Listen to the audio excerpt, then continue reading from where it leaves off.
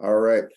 So I'm going to leave the slide and I'm going to go to the Google Classroom page to review, for anybody watching, review what the assignment was. So the changing culture of work, most everybody completed this assignment very well. Good job, team. And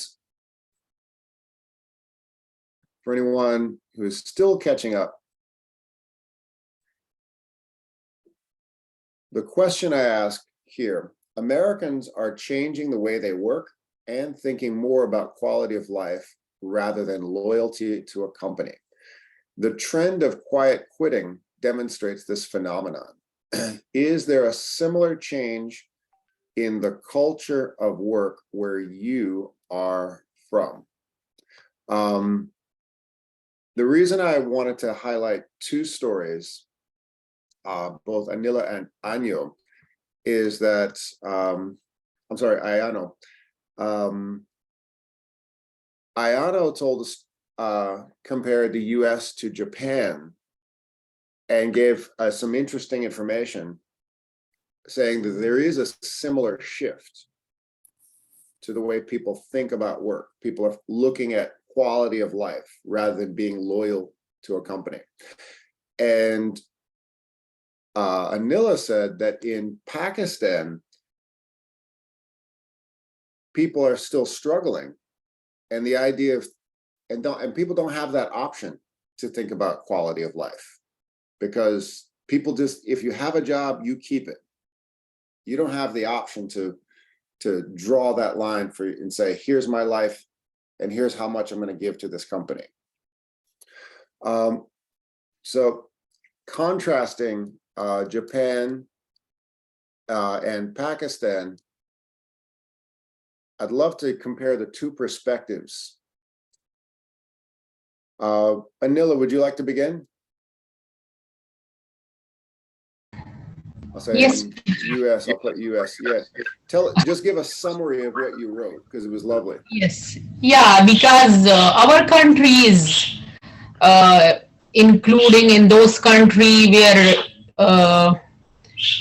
which has like you know they are poor country, Cummins poor country, and always their economy is very bad.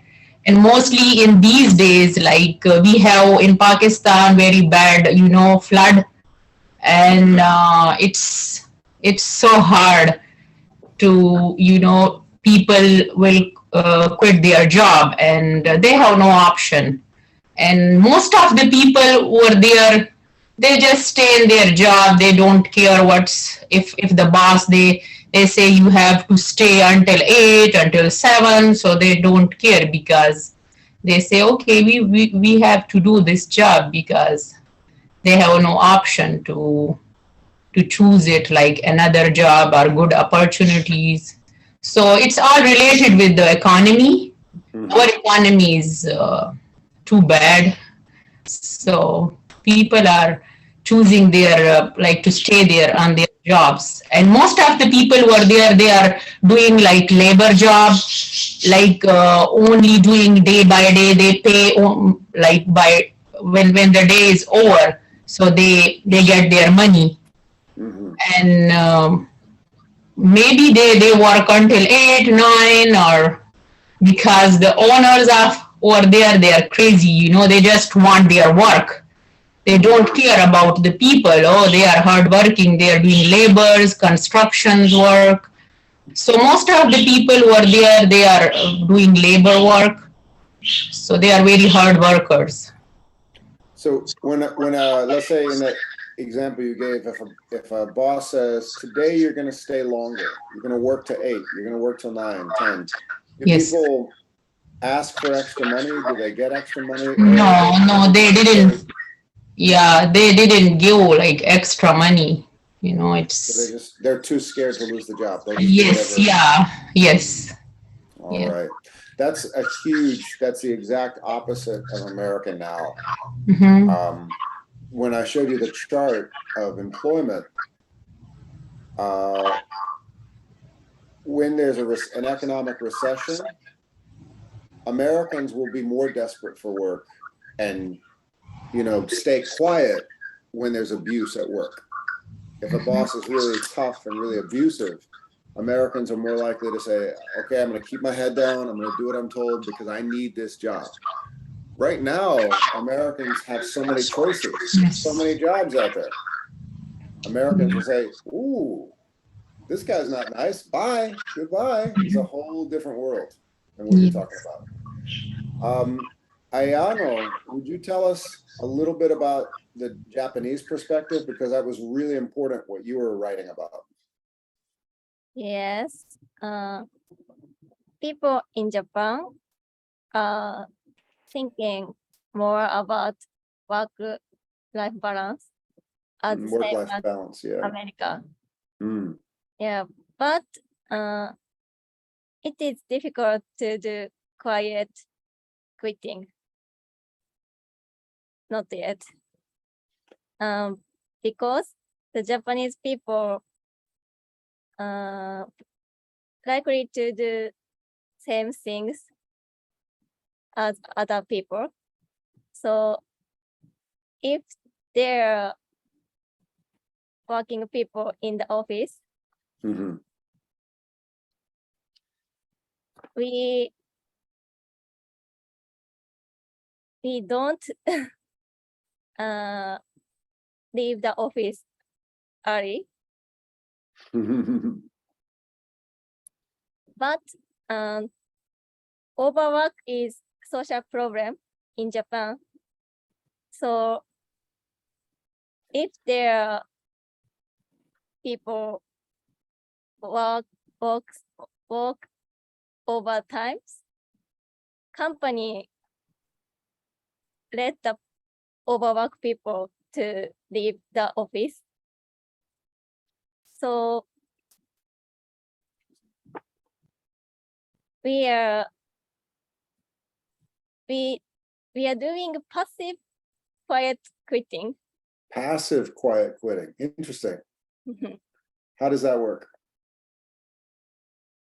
But Oh, how do you mean passive quiet quitting? So what little things are people doing? We cannot aggressive quiet quitting, but my boss tell us to leave the office earlier if the people work harder than other people.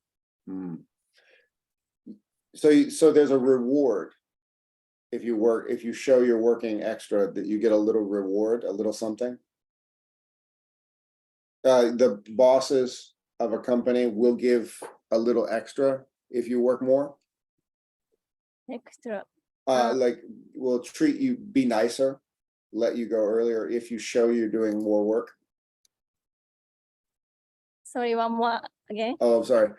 You said if people do work extra, then the boss will say, okay, everybody go home. Yes. Okay. In your writing, you mentioned this word as a big problem. Can you tell us a little bit about this? Tell us, does everybody know this word? Yes. So tell us a little bit about this problem in Japan. Yes. Some people work harder.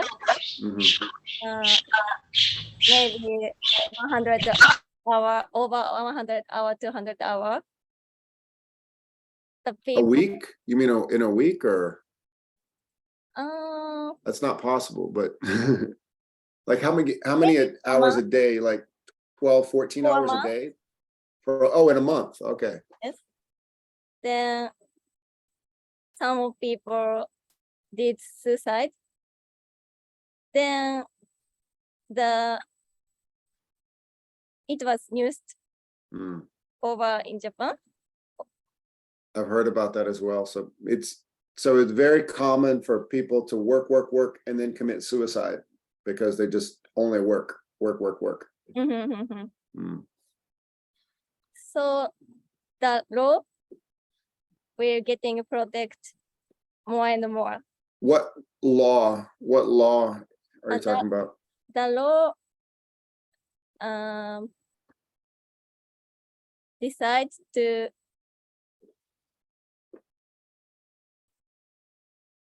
not let the company over 45 hours per month. Okay.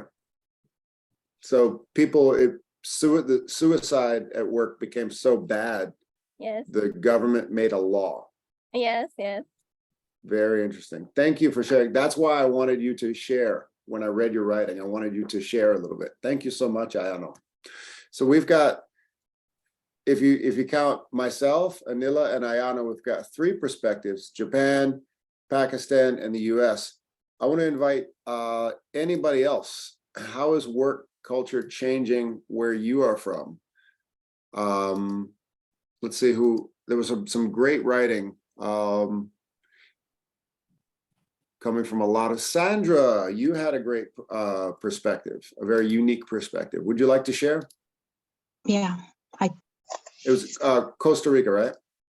El Salvador. El Salvador, okay. Yeah, in my country, you can do quite green because many companies are abused for many companies because the loud or ministers of work, no, they can do nothing about this problem. For example, the limited age to find our work is 18 to 25. If you are more older, it's more difficult for you find a job. And if you are pregnant, it's impossible. You find a job. And the law says you can work, for example, 40 and 44 hours per week, but it's not really. You work 50 or 60 hours and they not pay extra hours. And always your boss says you need, or I need require you work a lot of because you are good worker, but they don't pay you for this extra work. And it's very difficult. You find a work and only you can do is care about your work. So you said people are scared. Yeah, it is scared because you are 30 years. For example, I am 33 years, and I can find a job in El Salvador. One thing is so hard in El Salvador because I finished my university and when I looking for a job, many companies say me, I can give you a job because you are, I don't know how do you say, but say you are so really qualificado. You are extra qualified. I don't know how do you say. Overqualified. Overqualified. Yeah, they say me that. That's a polite way to say I don't want to pay you what you're worth. Yeah, you're too expensive for me. Yeah, I can find that's a polite way to say I can find somebody cheaper, younger and cheaper. Yeah, exactly. And for example, we had a big companies in El Salvador. Their name is Maquilas. I don't know how do you say that, but Maquilas are big companies for make clothes or tips for electronic or like that. And this pay you, for example, $200 per month. It's your pay. $200. It's only paid that, and you can go the bathroom. They say many things about you. Waste your time in the bathroom, for example. You can go the bathroom 2 times per day. And it's very hard in the work in El Salvador. It's not possible to do quiet quitting. What you are describing is very much the situation. For those of you who have for those of you who have your textbooks right now, in a few weeks we'll be going into chapter 2. Chapter 2 talks about the American labor movement and the era of progressivism. And essentially, so I'm giving everybody a preview because I know there's about at least 11 students who haven't picked up their books yet. So I'm waiting. I can't wait to start using this book. But if you want to get started early, chapter 2, which we'll get to soon, is all about how the American labor movement gradually took place. If you work in America on not for cash, but if you have a work permit and you're working legally, there's all these rules that companies have to follow you. Overtime pay after a certain amount of time. The overtime pay was years and years of struggling. Yeah. You notice that, like, if you work in a factory, there are adults working in a factory. After slavery, one of the communities that replaced slaves was children. It was perfectly normal all the way up to the 1920s and 30s. I'm not talking about 200 years ago. I'm talking about 60, 70 years ago. Children would work in factories in this country until there were child labor laws. So all of these things that you're describing essentially were happening here, but gradually there was a movement to create laws, and not just create laws. Once a law is in paper, it may be useless. It took years to enforce laws. And it's like over, even though we're a young country, it took a long, long time to create the situation that we have now, where companies know that if they break a law, if they abuse people, there's at least someone to answer to. Yeah, I'm sorry. In El Salvador, in El Salvador happens many problems about the work, because now many people want to finish their university, but that no guarantees your more pay or more or a better job. That's not guarantees that you gave a better job. And many people say, why I study or finish my university if that no guarantees a better job for me? It no makes sense for nothing. I don't know. And it's a big problem, I think. It's all. Fantastic. Thank you, Sandra and Anila and Ayano. Let's get another perspective from somebody else in the world. Svetlana, would you like to give us a Ukrainian or Polish perspective? I've known you've lived in multiple places.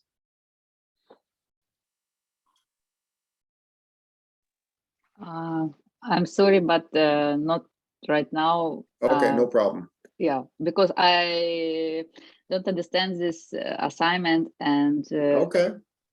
So, well, that's perfect. I'm not ready. Sorry. So the question, no problem. So the question is there a similar change of work culture where you're from? So right now, Americans are taking a stand. They're saying, you know what? I'm not going to give my life to this company. Similar, what Ayano said, something similar is happening in Japan. Nothing similar like that in El Salvador or Pakistan, according to your classmates. So we're trying to get different perspectives from different countries.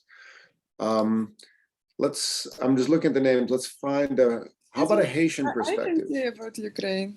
Perfect. Yana, it's so nice to have you back. We've missed you. Well, welcome back. Thank you.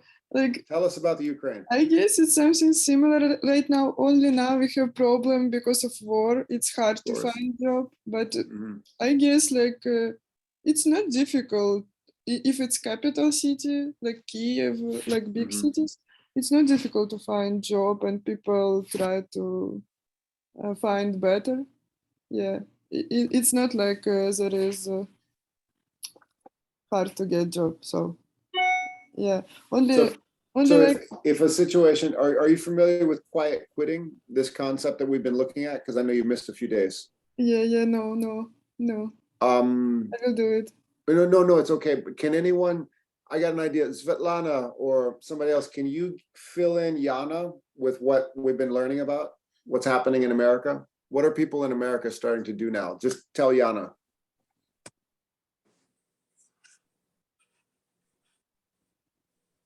In America, I think people have more opportunity, and quite quick in the United States,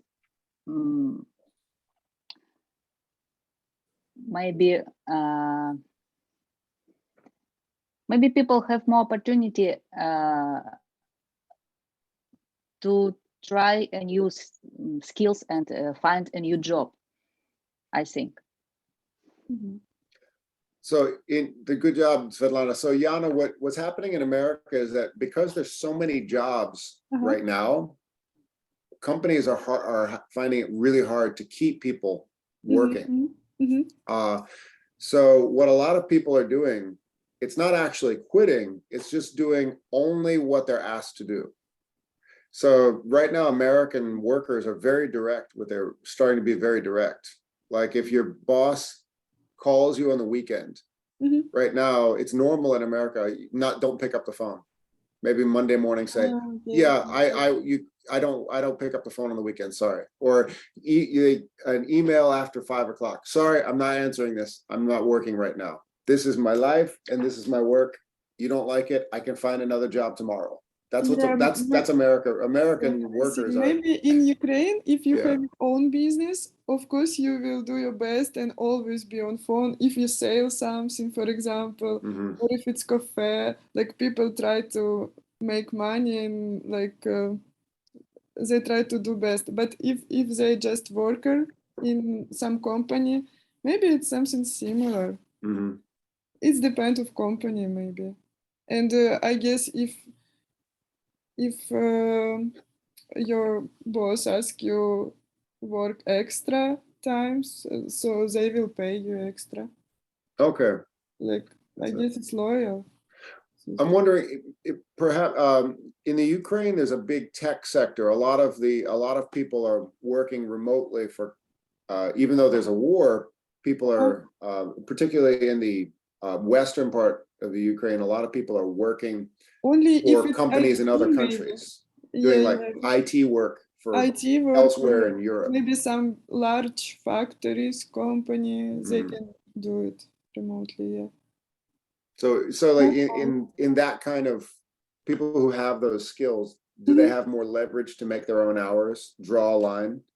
So let's say your boss is in Germany and you're in the Ukraine, and your boss in Germany says, I need you to do more for me this week. Or would somebody in the Ukraine say, sorry, that's not my contract. That's quiet quitting. Yeah, it depends of company and person, but usually I guess like Ukrainian people don't want to work more than they get paid, like they will not stay quiet and like just suffer and survive. They will tell. Ukrainians are pretty tough, and Russia's learning that the hard way. Russia's learning it really the hard way. I like it. That's why we survive right now. I think young people of Ukrainian right now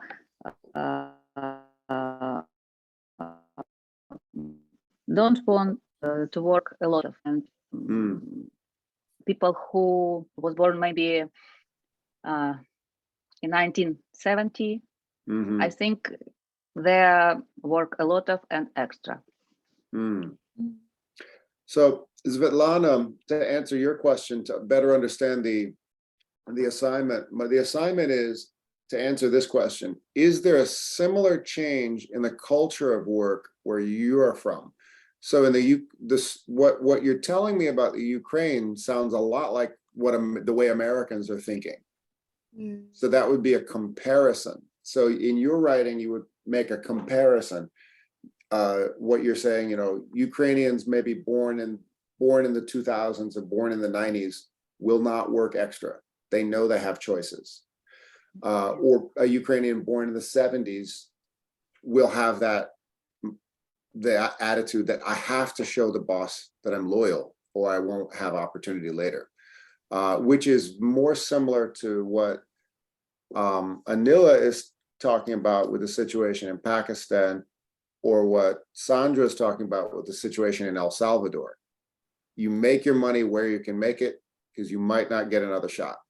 The boss is abusive. Sorry, that's life. That's their perspective. So that would be the difference of a contrast. Mm-hmm. So Sandra did a lovely piece of writing where she contrasted the US to El Salvador. She explained the situation, and I wrote a word up here.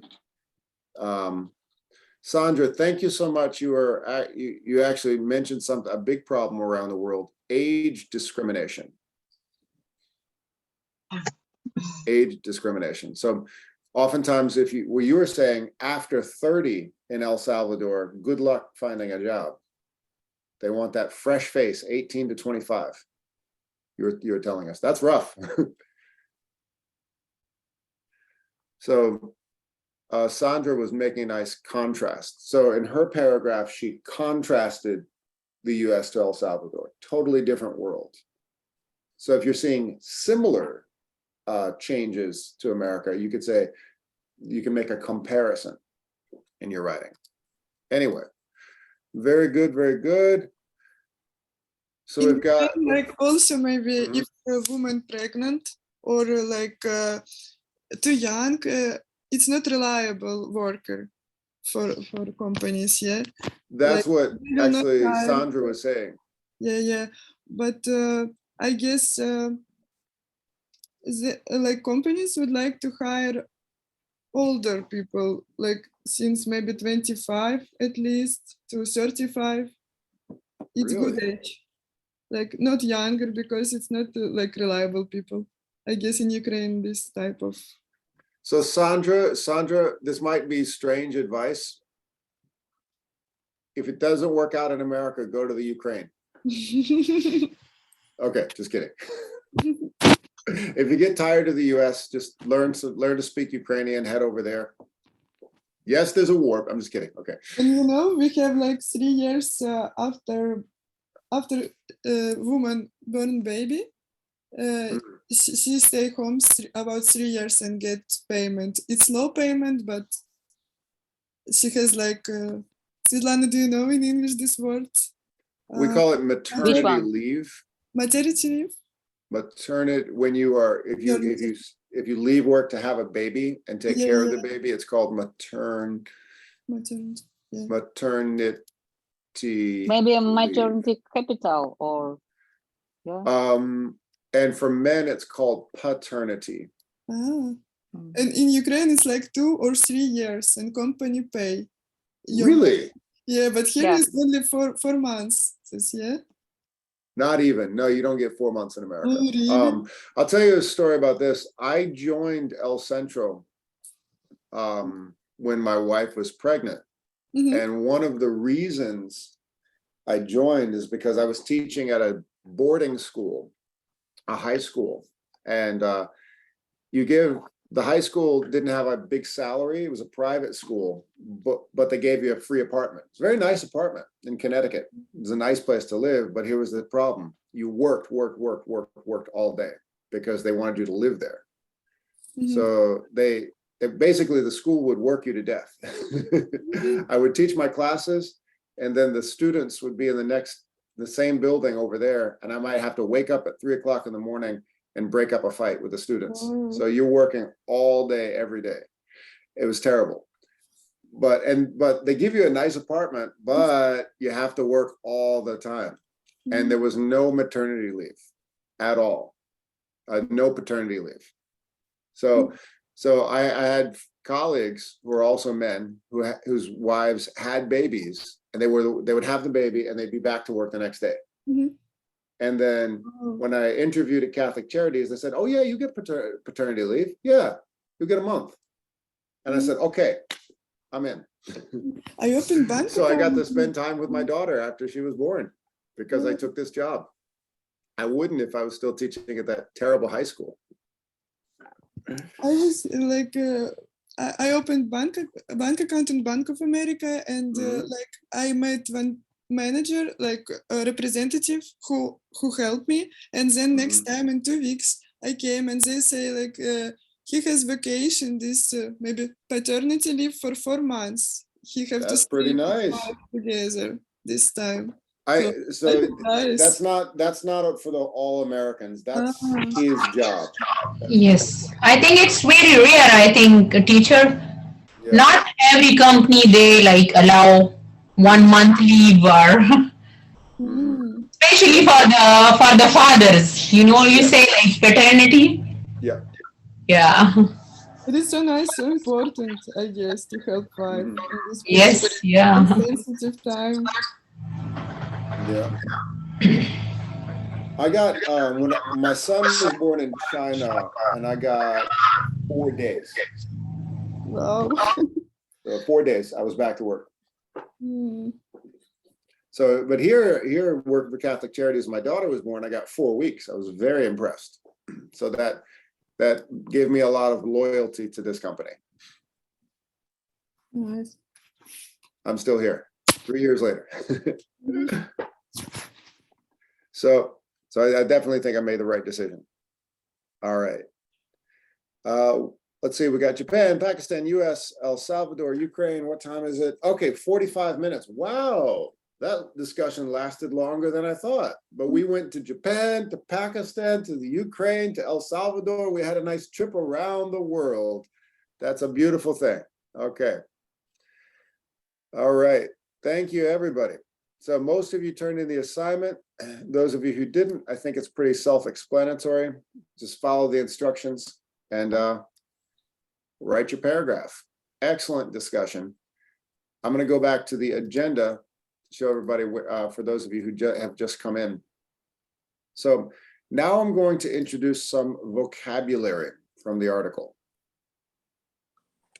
So here we go. Vocabulary. Later on, I like to play vocabulary games, but vocabulary that you might have seen in the article that I gave you to read might have been a little tricky.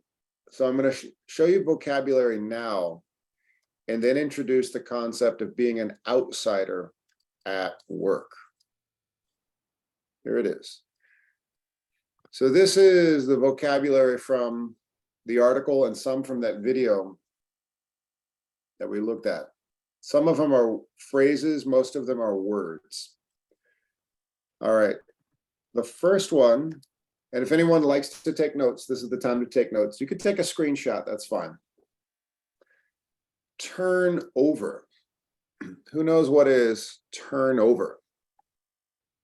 In the article, there's a lot of turnover in American companies right now. What does it mean when there's a lot of turnover?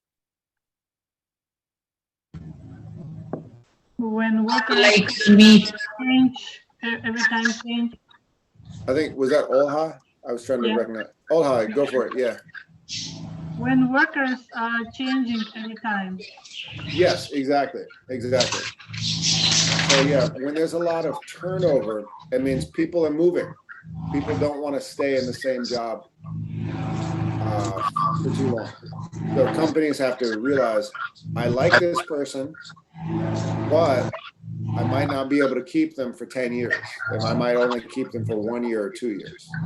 But that's turnover, when there's a lot of replacement of people for work. Excellent. Productivity. What is productivity? if Oh, I'm sorry, I muted you. I'm sorry, Anila. I muted you. Go ahead. Yeah, it's like productivity is a result of the company, you know. Like they have produced the things and they got the result of like success, or how can we explain? In a previous class, I gave this example. Do you remember I showed this? Teacher. Part? Yeah, is that Daniel? Teacher, is that the capacity to product or to your capacity to product? To produce, capacity to produce, that's related. You're both right, but I gave the example from the show The Office. So remember what happened when we looked at it? So in the beginning, you have this guy, the manager, trying to motivate everybody to make more sales. And then he came up with a crazy idea, and people actually started working harder and making those sales. So that's productivity. So that's, there we go. So that was the example I gave in the last two classes for productivity to show The Office. I'm going to mute you, Anila. There's a bit of static there. Georgie, excuse me. Oh, yeah, Yana. Could I ask you please a sentence with turnover?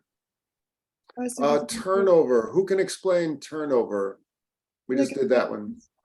Turnover. Right now, American companies have a lot of turnover. Like change people, like change workers. Yeah, exactly. Change of workers. Yes, and can that's it turnover. be like, can I turn over my jobs or no? Well, it wouldn't be a first person use of the word. Okay. You would say if you had your own business, let's say you own a shop or a restaurant or something, but the people don't want to stay there very long because they have choices, then you would say there's a lot of turnover here. Thank you so much. You're welcome. Let's go with this next word, resignation. What's that? And how about we do hands? Let's do, just raise your hand if you want to give the definition. Let's hear from somebody else. Magdala, Isabel, Narcissa, Daniel, Lunique, a lot of people we haven't heard from yet. Resignation. Teacher, I think resignation is when you feel okay with your job, with all, and you say you stay quiet. Understand? So you're saying resignation is when you stay in your job? It's the opposite. The opposite. I think of that. when you leave the job, yeah. Correct. Resignation. It's an official announcement that you're leaving. Yeah. The official way to do it is you write a letter to your boss, or you send an email, like a very official email, or you say, I am leaving in 2 weeks. Thank you. That's a resignation. Let's give up, teacher. Say it again. When you give up.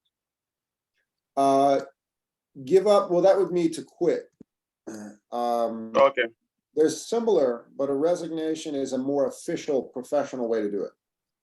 Okay. To resign. To resign. Job security. Who can give me the hand raising emoji for that? Job security.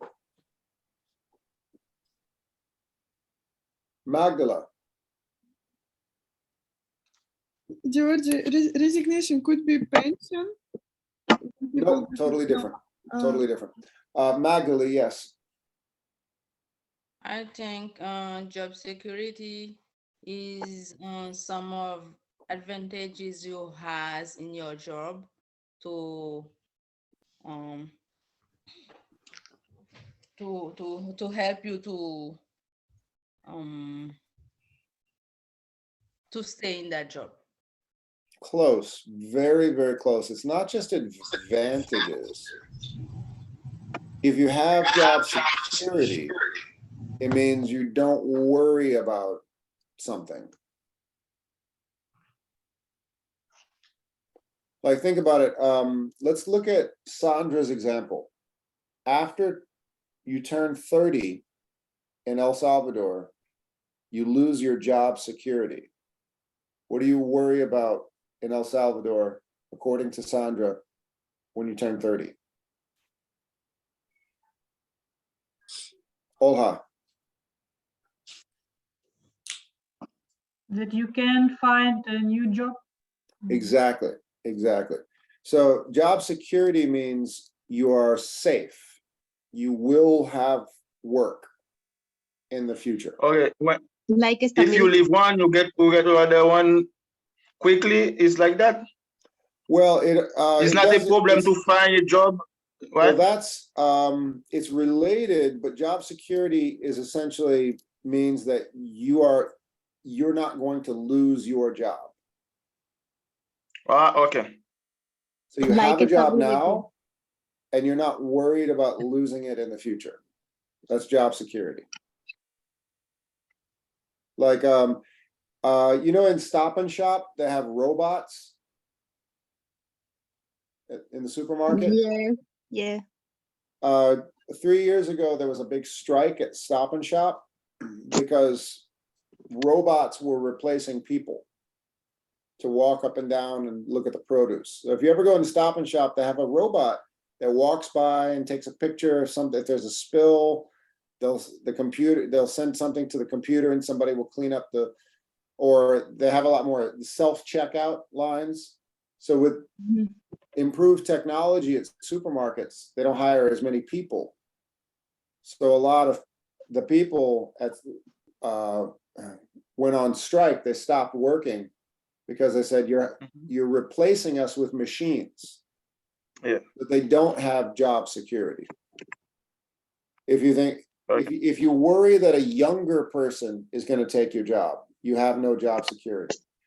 If you worry that a machine will replace you, you don't have job security. And if you worry that your job won't exist in 10 years because the world changes, you don't have job security. But if you don't worry about any of these things and you think for the next 50 years, people need me to do what I do, that's job security. Okay. Like if you think, okay, I have a job, and in 20 years, this job is something that people will want me to do, I have job security. Next one. This is a tough one. Everybody can follow me with the pronunciation. Disengagement. Disengagement. Disengagement. Excellent pronunciation, Lunique. Would you like to tell us, give us the definition here? Give up to the engagement you were before. Well, what is, let's cross out engagement. So let's just say, what is engagement? Engagement, you want to you sign a contract someone. Yeah. It's a commitment. Commitment. Yeah. Right. So what is the opposite of a commitment? To be disengaged. Disengaged. Teacher, in French, we use. Well, let's give the definition instead of the translation. We need to get the definition. What is disengagement? Yeah, engagement. The contrary is the engagement. It's a contrary of engagement. Yeah. Engagement. Well, what does that mean? Engagement is a commitment with someone. Well, what is disengagement? Olha, your hand is up. Your hand is up, Olha. I can say, yeah. Oh yeah, I saw your hand up. Go for it. I think disengagement is when people are not interested in the company results. They just not involved in the company increase the profits. Exactly. You show up and you don't care. They stop involved to teacher. I think. Say it again. They stop involved. Yes, exactly. The word for disengagement, when I use the episode of The Office, this face is every face here is disengaged. You can see it in the eyes. You can see it in this face. You can see it in this guy's face. You can see it in her face. Everybody there is experiencing disengagement. Why am I here? Yeah. It's like you keep the job, but you are not worried about what you have to do. Yes, that could be. That could be. It's not exactly disengagement. That could be. It's a symptom of disengagement. It's a disconnection. Yes, exactly, Daniel. Beautiful. Disconnection. Beautiful. Let's see. It's almost time. Let's do these last two. And then we'll take a break. Ricochet. The term quiet quitting was ricocheting across the internet in the article. What does that word ricochet mean? I'm doing it with my hands, to ricochet. Boom, boom, boom, like a pinball machine. This is, I have something in my hand. It's ricocheting. I'm showing you with my hands. To ricochet is to do what?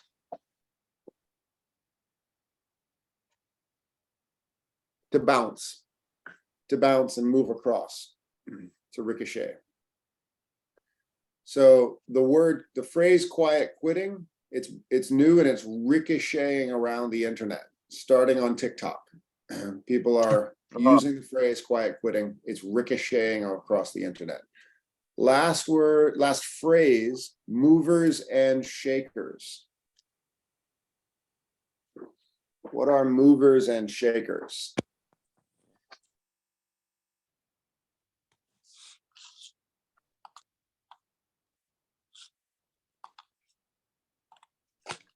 I'll give you a hint. Is a mover and a shaker a quiet quitter?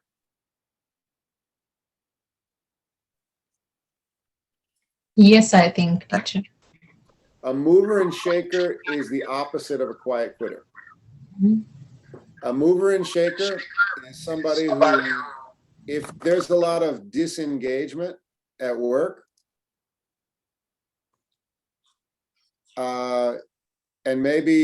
and then somebody new comes into the office and starts working harder than everybody else, making everybody look bad.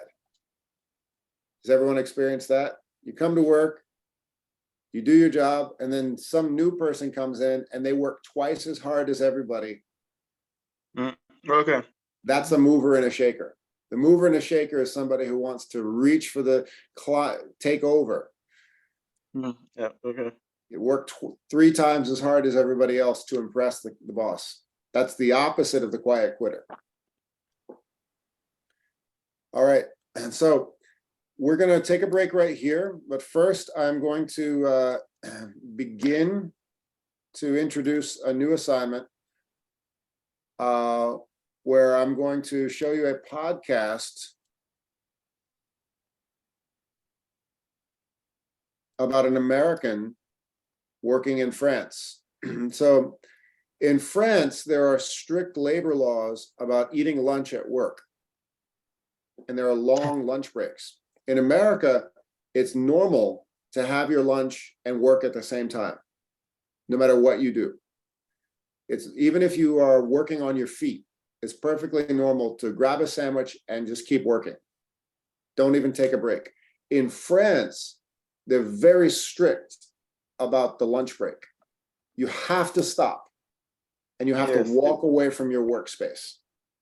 Stop working. They're so strict, but companies will actually tell their workers, you are on your lunch break. You have to leave right now. And this is very unusual for Americans. So that's what we're going to look at when we come back. The cultural differences of work. All right. So we're going to stop right here and take our break. We're gonna have a strict 10-minute break. Like not as strict as the French lunch break, but we'll have our 10-minute break.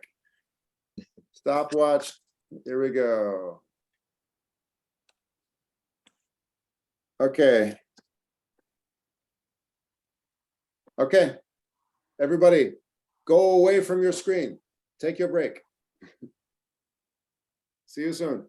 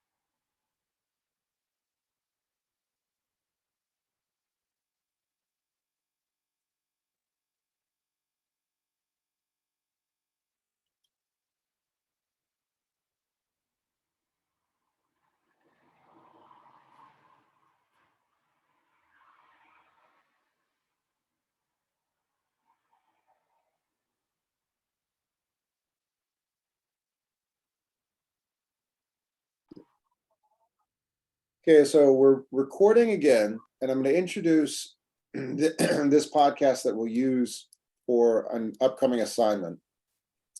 It's titled Lunching at Work When Eating at Your Desk is Forbidden. So we have a picture of circa 1929. So this is, think about early designs by early little black dress from Coco Chanel, the roaring 1920s. American jazz is migrating to Europe, that sort of thing. Gertrude Stein is hanging out with Ernest Hemingway in cafes. And France passes a new law that workers are no longer allowed to eat in their place of work. So wherever you work, you must leave for that time and take your break by law. Very, very strict. Huge cultural difference. And Americans don't have this concept at all. It's perfectly normal in America to, get Grubhub, your Chipotle burrito comes to you and you keep working and you get your work done and you can leave early. That's the way Americans think. If you're on your feet working, maybe you'll just grab something, stuff it in your mouth, and you keep working. So here is the story. When you are looking at a podcast, you always want to look at the transcript. You can play it here. Support for NPR and the following message come from Merrill, a Bank of America company. Matt Galeen and Lydia DiClementi lead a team of Merrill advisors who help clients approach their investment goals with confidence. Hit the play button to hear how digital tools like Life Plan from Bank of America and Idea Builder and Portfolio Story from Merrill support clients at every stage of their journey. Okay. Quick question before we begin this week's episode. Who are you? Why are you listening to this show? And how? So this is the podcast. It's half an hour long. You can listen to it on your own. But for students, I always recommend reading the transcript. So every time you listen to a podcast, look for the transcript. It makes it much easier. The transcript. What is the transcript? It's every word written down that they're saying. So you can read and listen at exactly the same time. So you click there, boom. And this is the transcript. So I will follow the transcript to introduce the story. It makes it so much easier for English language learners. Here we go.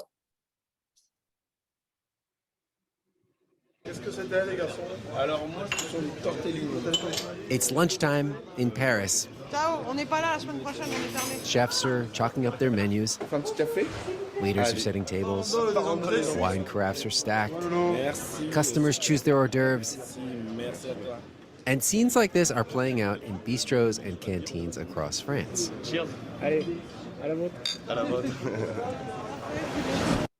Meanwhile, in her office at the University of Strasbourg, an English teacher named Caitlin Plachy furtively pokes her head into the hallway, looks both ways.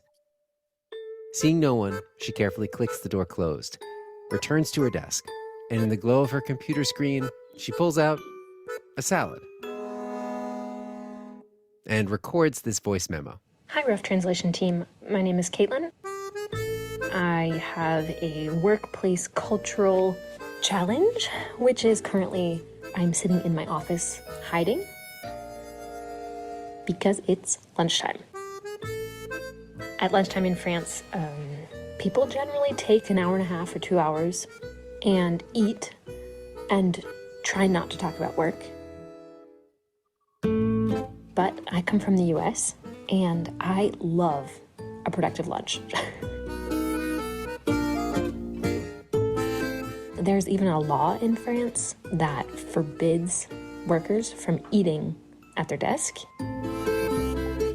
And that is my workplace cultural challenge. Thanks so much. Wait, what'd she say? is forbidden. There's a law Le poste de travail. against eating lunch at your desk. Can you read this sentence for me? Il est interdit de laisser les travailleurs prendre leur repas dans les locaux affectés. We were so struck by this idea that we sent our reporter, Katz Laszlo, to various bistros in Paris with a copy of the French labor code. Did you know that that was a law? Non.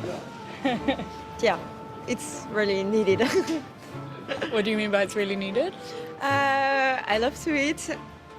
So we called back Caitlin, the listener who sent us that voicemail. Well, I hope you realize that I realize this is the pettiest thing that I could write you about. My lunch break is too long and too relaxing. She told us she's been living in France since she graduated 7 years ago. She's engaged to be married this summer to a French guy, so she's here in France for the long haul. And she doesn't want to have to feel like a criminal every time she checks off her to-do list at lunch.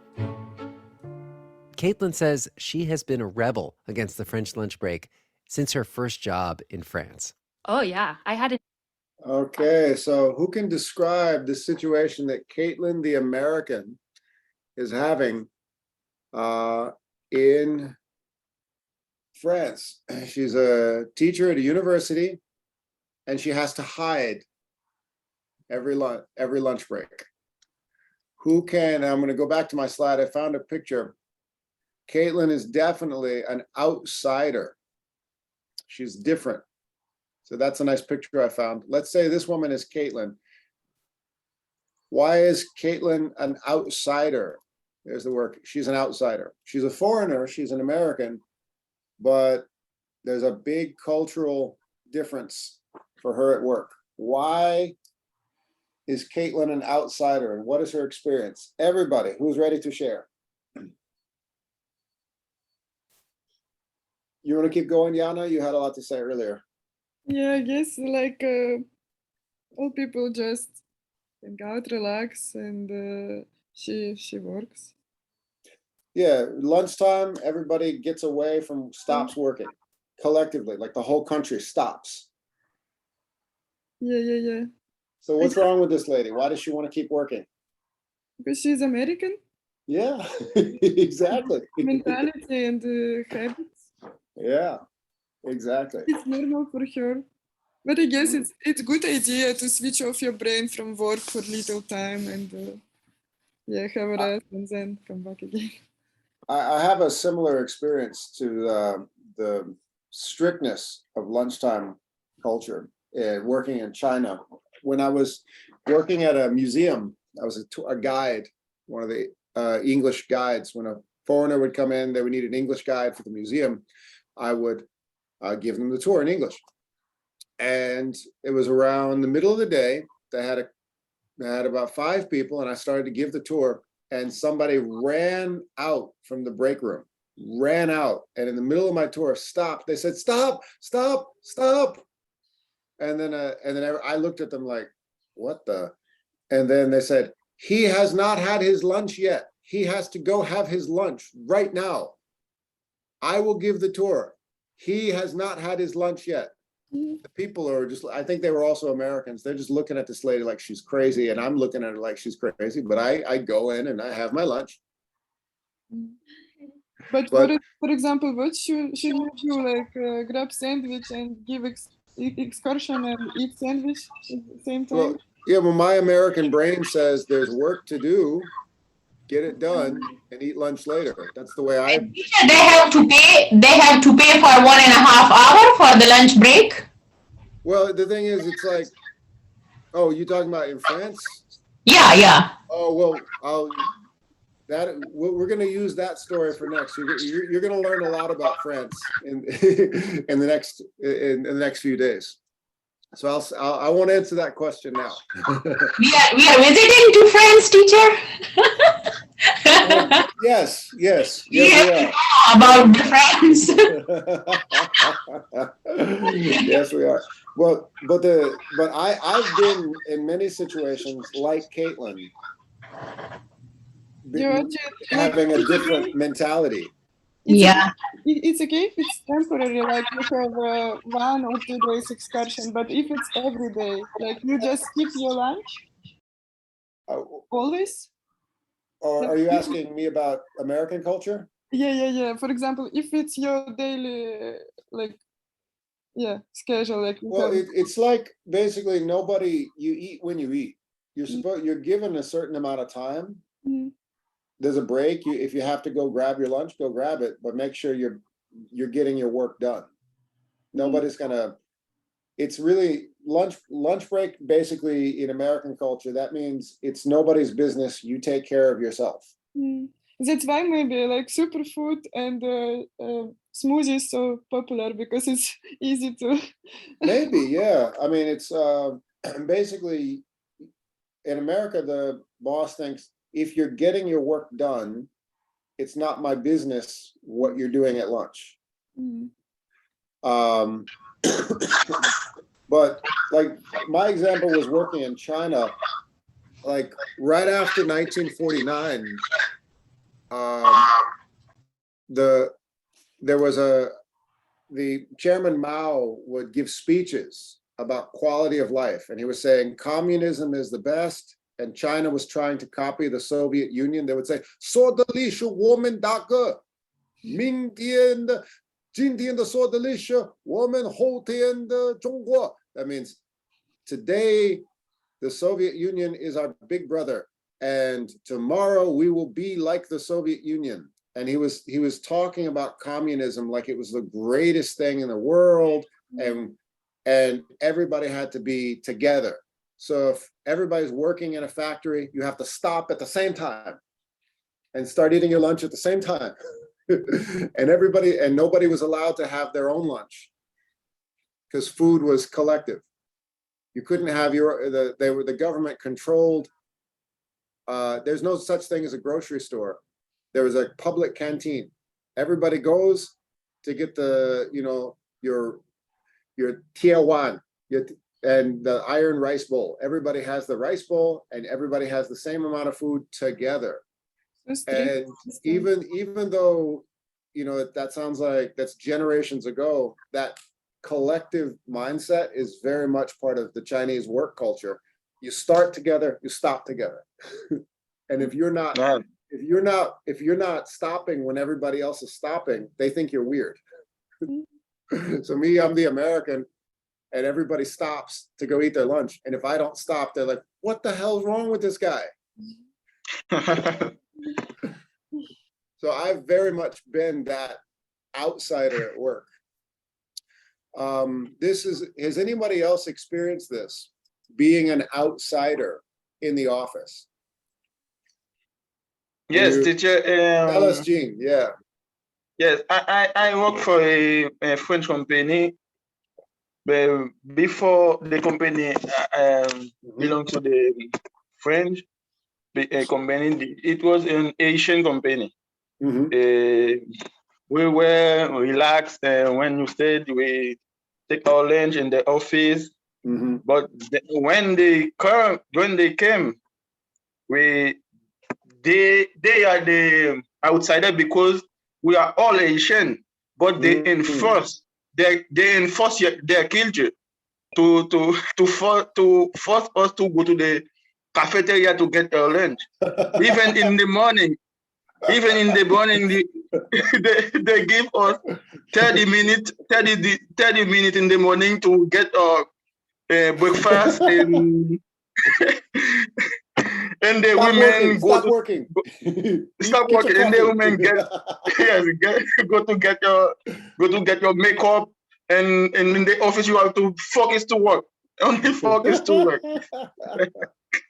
That's exactly what this story is about. This is Caitlin. Tell us, Daniel. Yeah, teacher, in the past we didn't have any problem to work with the radio to listen to music. When the French company came, they accept a little bit, but it's not a yellow thing for us. Yeah. So when the French company came to Haiti, they wanted you to work the French way. Yes. Has anyone else had a similar experience being an outsider? Your culture of work is not the same as everybody else?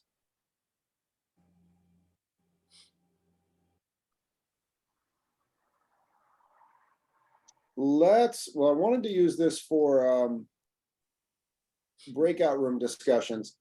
What we'll do instead, I think, is let's look at Caitlin. We'll listen to a little bit more of Caitlin's story. And I'll ask the question about her situation. Should Caitlin change her own way she works? Like, when in Rome, she's in France now. Should she start to work the French way? Or should she hold on to her American way of working? Let's go back to the story. And we'll go back to the story and listen a little bit more. Here we are. So Caitlin is hiding in her office to eat her salad and get her work done. In an NGO, and so it was mandated that we take our lunch break. But take your lunch break literally meant like go outside. And sometimes the weather was terrible. And in the first week, I didn't have any friends. And so I would eat my lunch quickly and then like make laps around the neighborhood. Like, what are you supposed to do? You can't come back to your desk. And what would be actually the punishment for coming back to your desk? It was just really looked down on. My boss at the time did explain to me, I think you're not appreciating the full length of time that you should be taking for lunch. It's like the opposite of a conversation with a boss you might expect, right? Indeed, it was. To lunch longer. Right. This is Rough Translation. I'm Gregory Warner. As you know, we love getting your voicemails and your emails. They inform our stories, though I don't think we've ever gotten such a clear cry for help and an opportunity really to, use the tools of journalism to solve, or if not solve, then soothe someone's workplace cultural challenge. And so we decided to find out the logic behind this strange law and maybe convince one American to leave work at work. If you succeed, whereas all of the French people in my life have not succeeded, this would be impressive. Okay, we have it on record. Here we go. Okay, so essentially the story is journalists, follow up with Caitlin's situation. They learn about this French law, and it goes back to the Industrial Revolution. It's really interesting stuff, why they have this strict law about their lunch break. But taking the history and the culture and then going back to this American situation, she's got a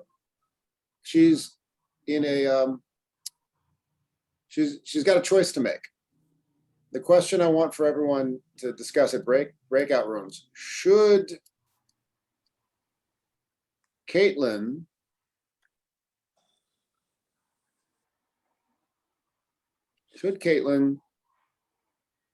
change and work the French way?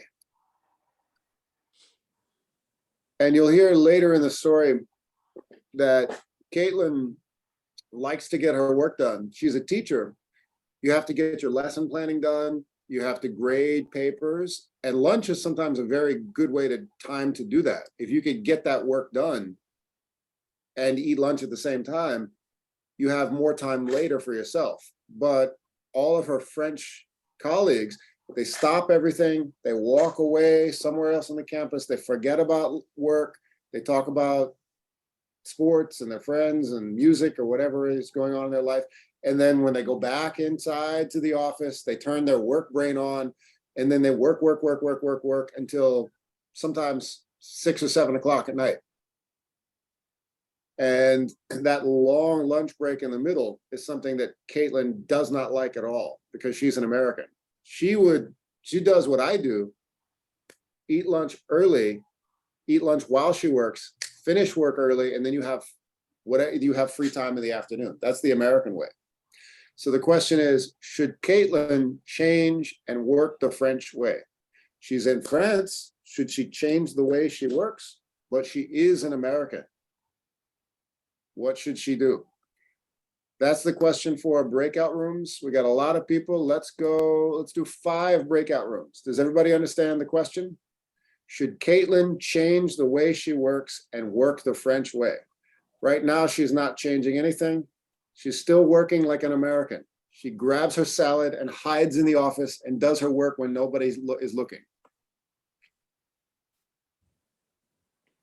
So 4 breakout rooms. Here we go.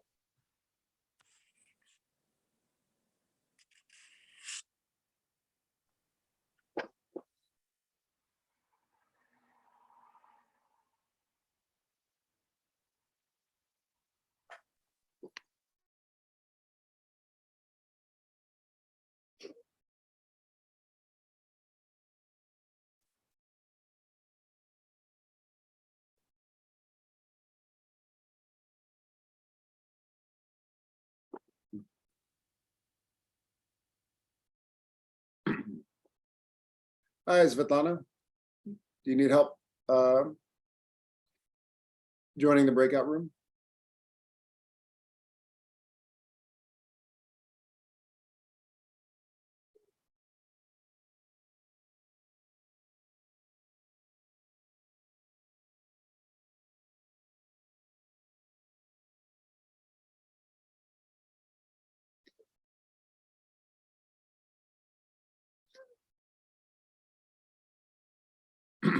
Hi, Svetlana.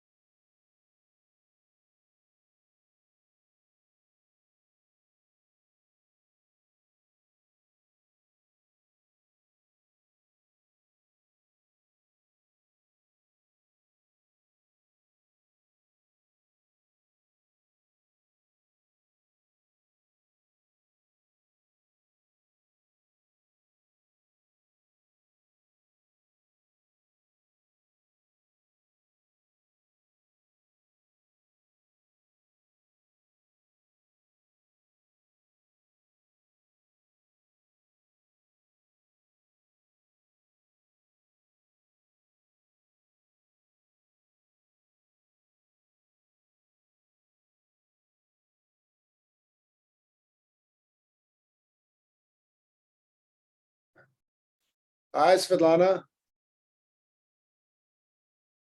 Thank you so much. My Wi-Fi is breaking. Oh, that happens. Let's see. I'll send you into breakout room 2. Thank you. You're Thank welcome. you so much.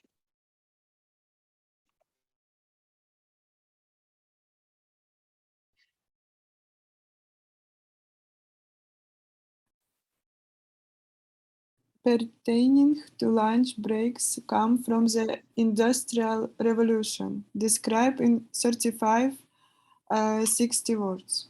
All right.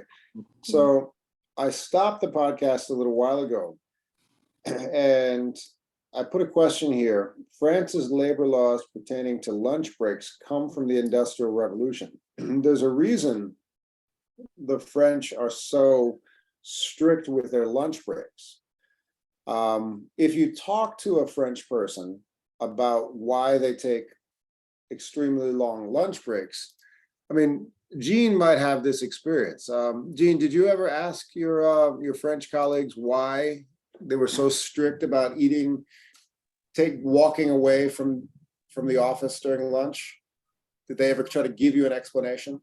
No, not specifically, but they think when you can do two things at the same time. You eat, you work, because they like when you be focused at your work. That does sound like a typical French answer. Usually the answer is like, well, we know how to really enjoy our lunch break. Like they have some special insight on life. Really, there's a very practical reason, and it has a lot more to do with safety in working conditions, going back to the 19th century. And that's what we're going to find out with this assignment. So we want to know why the law comes from the Industrial Revolution. And we're going to find out right here. So how do you do that? You open up the podcast right here and listen on your own. But this is where we left off. Why is there a law that people cannot eat lunch in the place that they work? Here it is. Can you finish your lunch before you finish this episode? Well, it kind of depends on where you live. It's No Lunch at Work from Rough Translation, back after this break.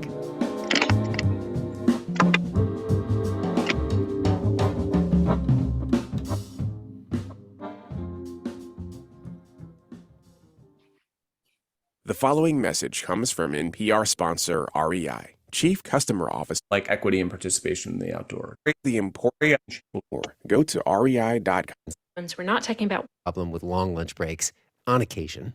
I can appreciate spending time in a specific way and saying, okay, for 2 hours, we're putting it all aside.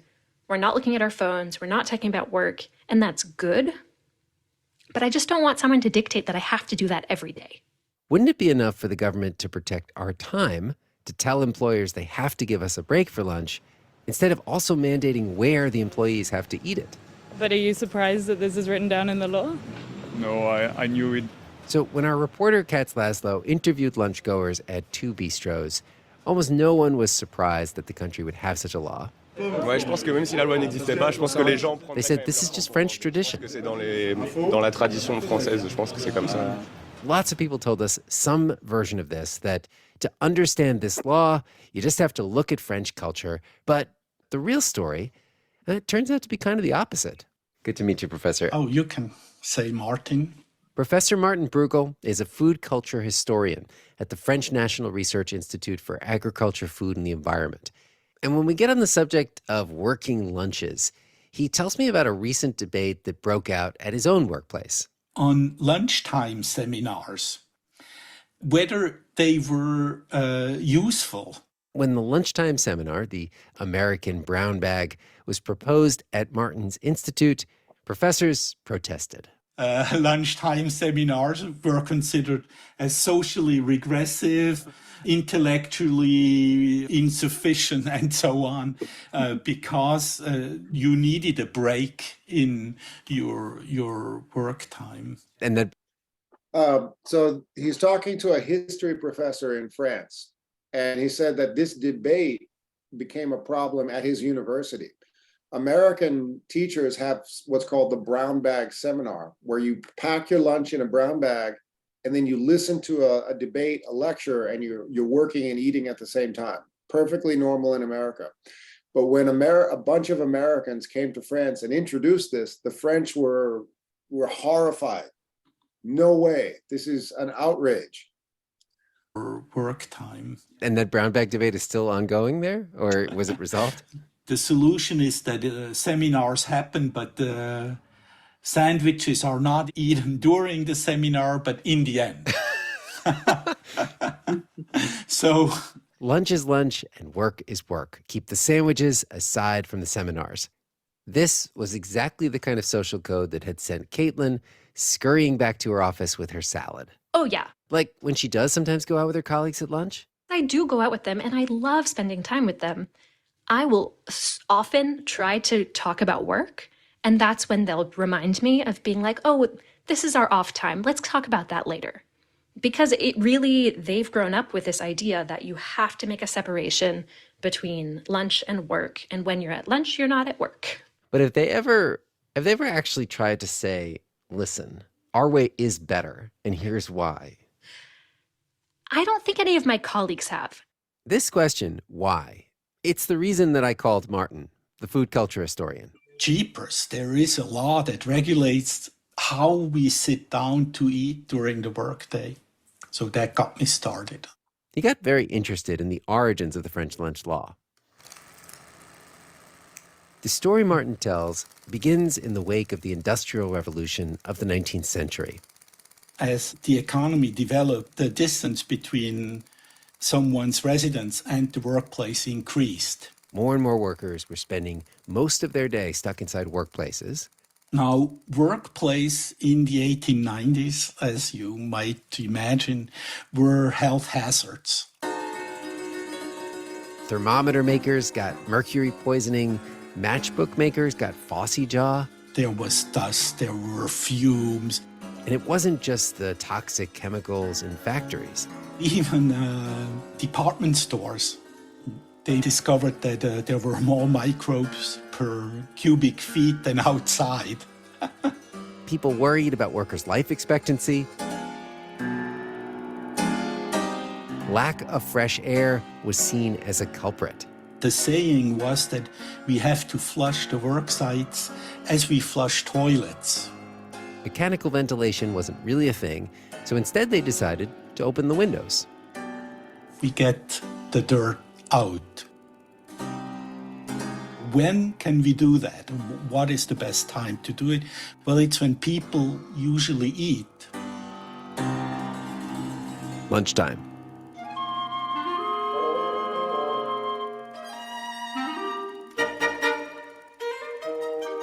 And so legislators passed a new decree. Article 8 said that work sites had to be ventilated during eating breaks. Shut down the machines. And Article 9 said work sites had to be evacuated during eating breaks. Get the people outside and open the windows to let the air in. So that is the answer to the question. But of course, we'll go over this on Wednesday. We'll stop right here, but that's the answer. It's not because French are so much more enlightened. It's because in the 1890s, work was a very dirty and dangerous place to be, and it was not clean. So the government made a law, you must take your lunch away from the place you are working. And that created this culture where the whole country will stop working and go somewhere else to eat their lunch. But we'll stop right here. You can finish the worksheet on your own, follow the instructions, and if you have a question, let me know, and we'll pick it up right here on Wednesday. That is it. Any questions? Okay. Enjoy. All of you. Teacher, the book pickup time will be the same on Friday? Yes. 9:30 to 11:30? Yes. Okay. And you'll see Benedict there on Friday. Okay, thank you. You're most welcome. I'll see you next time. Bye-bye, everyone. Bye. Wednesday. Bye-bye. Bye.